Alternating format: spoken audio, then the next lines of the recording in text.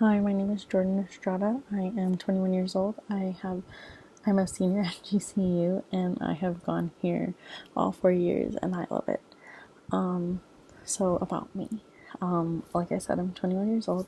I am Mexican 100%, and because of that, I think that I have a very strong Mexican background or Mexican culture, and that has taught me a lot of my communicating skills.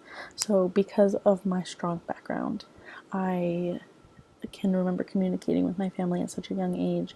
Growing up, looking up to our elders was so highly looked on that I always did things with my great grandparents, my grandparents, my parents, my cousins, my aunts, and my uncles, that I had to learn how to communicate. And because there's so many of us, I had to learn how to speak up and make sure that my voice was heard in everything that I did.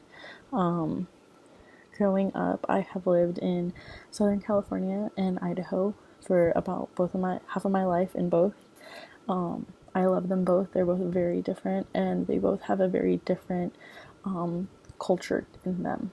In California, I'm used to family oriented, family everything. We don't go out, we don't eat out a lot.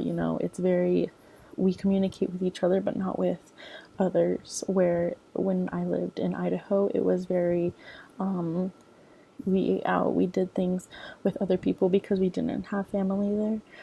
So I learned how to communicate and be comfortable with my family as well as communicate with strangers that I didn't know.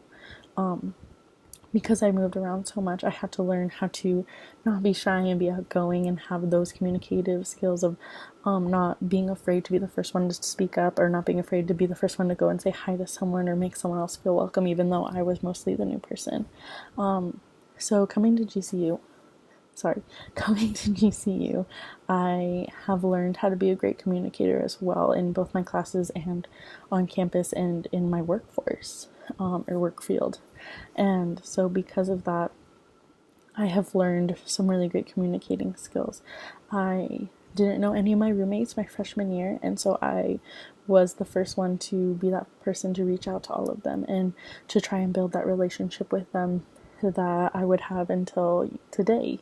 And so, because of that, I also got to meet people in my building and got to communicate with them and got to create a mass variety of friends that I still have to this very day in my senior years. And still to this day, I'm meeting people in classes that I've never met before and becoming great friends with them. I do think that my classes have helped me out a lot in my communicating skills because I'm a social work major. We have to learn how to be a good communicator and be a joy to a person who is in a hard place.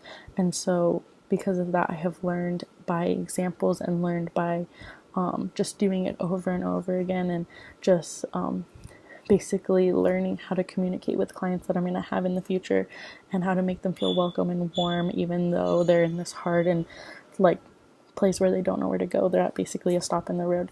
So because of that, I think I've been a good communicator, and then I have learned great communication at my job.